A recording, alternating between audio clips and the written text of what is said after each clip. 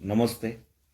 मी गायक सुनील भानुदास, आचार्य प्रल्हाद केशव अत्रे माध्यमिक विद्यालय पिंपळे, तालुका पुरंदर, जिल्हा पुणे.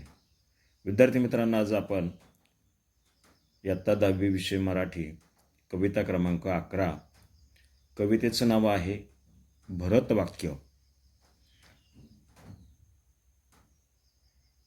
ही कविता मोरोपंतांनी लिहिलेली आहे.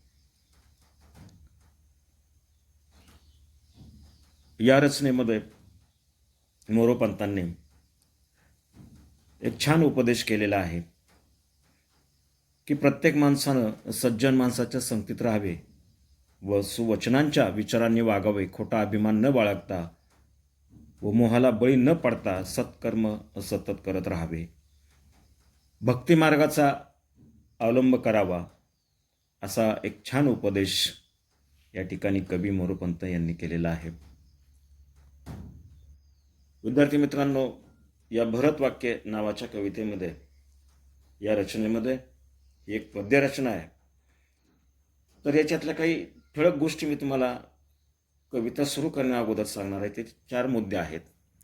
एक म्हणजे भरतवाक्य म्हणजे काय, तर नाटकातील शेवटचे वाक्य. आणि भरतवाक्य ही पद्यरचना केकावली नावाच्या या पुस्तकामधून घेतलेली आहे. तर या ठिकाणी भरतवाक्य म्हणजे नाटकातील शेवटचे वाक्य. इथे आपण असा अर्थ घ्यायचा की केकावली या ग्रंथाच्या मधील शेवटची एक पद्यरचना म्हणजे भरतवाक्य. दुसरा मुद्दा या ठिकाणी आपल्या या रचनेमध्ये आलेला आहे. कुशलधाम नामावली. याचा अर्थ असा, शररूपी घाम म्हणजे घर, ईश्वराच्या नामस्मरणाने कुशल म्हणजे शांत. ईश्वरचरणी आपण प्रार्थना करतो, माझं हे शरीर शांत राहू दे. तिसरा मुद्दा असा आला आहे, जगत्रय निवास दासावरी. म्हणजे 3 जगातील माणसं. ती 3 जग कोणते, तर स्वर्ग, मृत्यू आणि पाताळ. या 3 जगामध्ये राहणारे दास. दासावरी म्हणजे या ठिकाणी भक्त. आणि चौथा मुद्दा म्हणजे या कवितेमध्ये आलेला की ज्या पुस्तकामधून ही कविता, ही पद्यरचना घेतलेली आहे, त्या पद्यरचनेचं नाव भरतवाक्य. ही भरतवाक्य ही पद्यरचना केकावली नावाच्या या पुस्तकातून घेतलेली आहे. आणि केकावली म्हणजे, केका म्हणजे आवाज, एक टाहो. तो कोणत्या पक्षाचा, तर मोराचा. वली म्हणजे ओळ, केकावली. आवली म्हणजे ओळ, आवली म्हणजे वळ. केकावली म्हणजे सतत ओरडणारा मोर.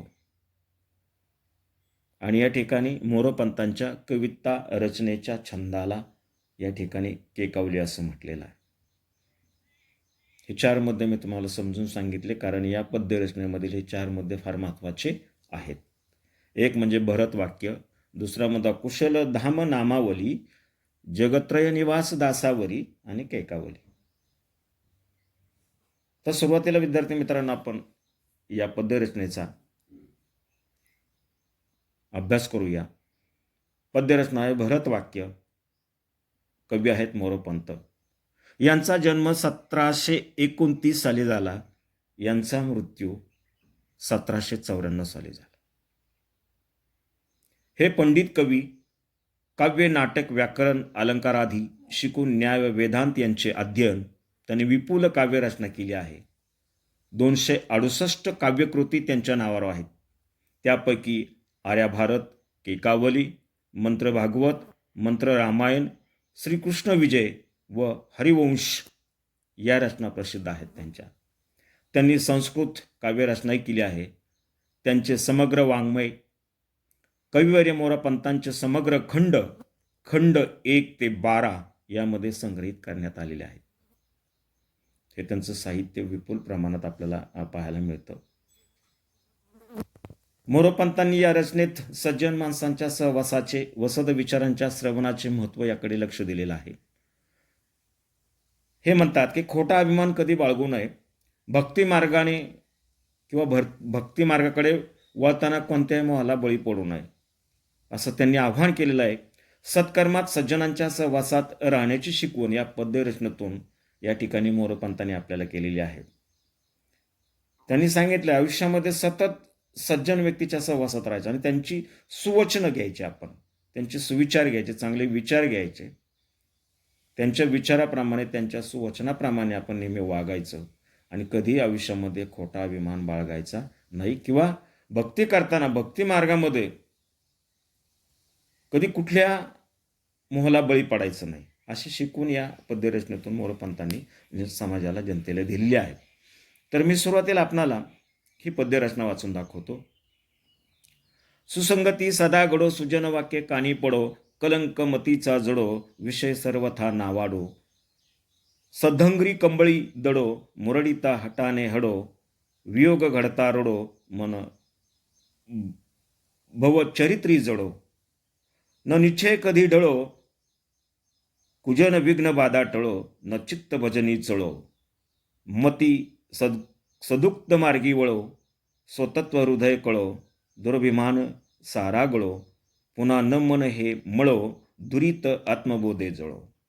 मुखी हरी वसो तुझी कुशल धाम नामावली, क्षणात पुरविले जी सकल कामना मावली.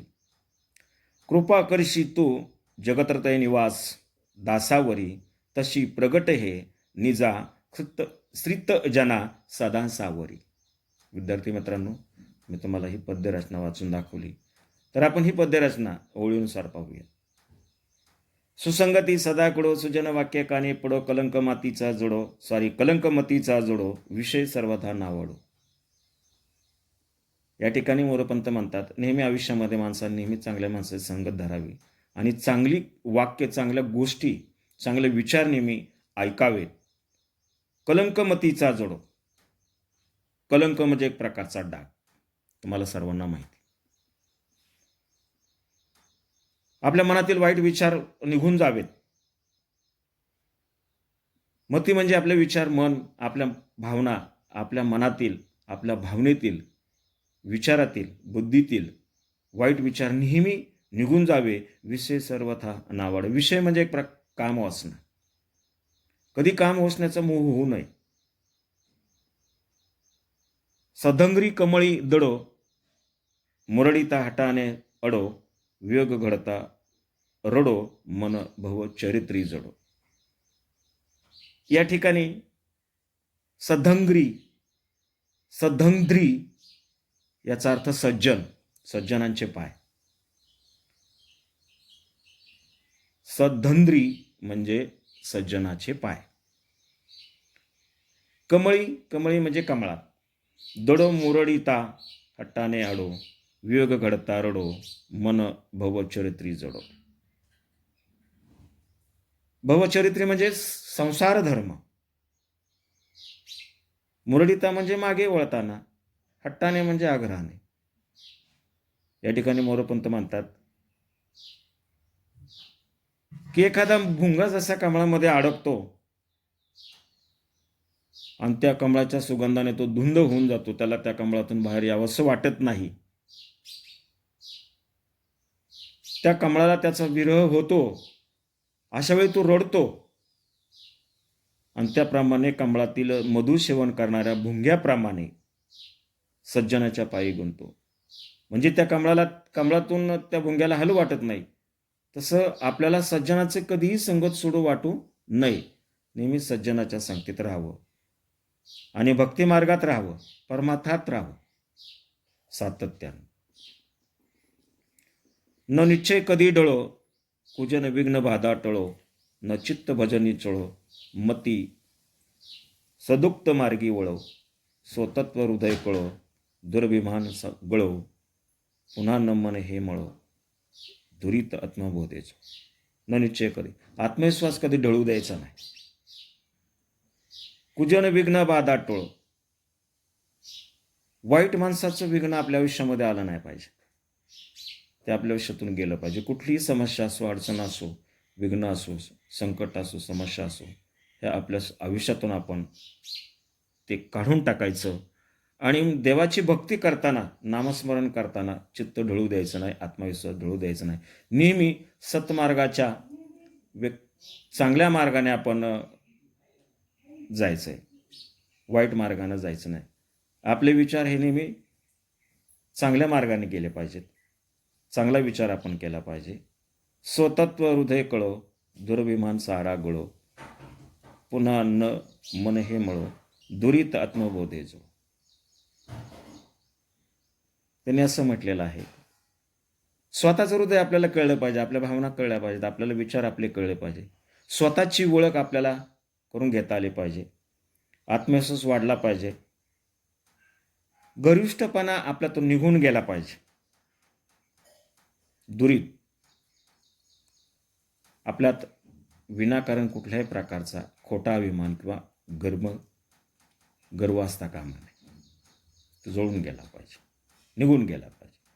मुखे हरी वसो तुझी कुशल धाम नामावली, क्षणात पुरविल जी सकल कामना मावली, कृपा करीशी तू जगत्रय निवास दासावरी, तशी प्रगट हे निजा श्रितजना सदा सावरी.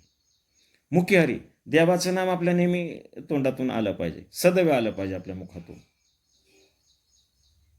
आणि माझे शरीरूपी घर हे तुझ्या तुझ्या भक्तीमुळं, तुझ्या नामस्मरणामुळे पावन झालं पाहिजे. ही भक्ताने परमेश्वराकडून आपण अपेक्षा केली पाहिजे. क्षणात पूर्वीला जी सकल कामना मावली, क्षणात माझ्या मनातील सर्व इच्छा कामना पूर्ण होते. माऊली म्हणजे मनातील. कृपा करीशी तू जगत्रय निवास दासावरी.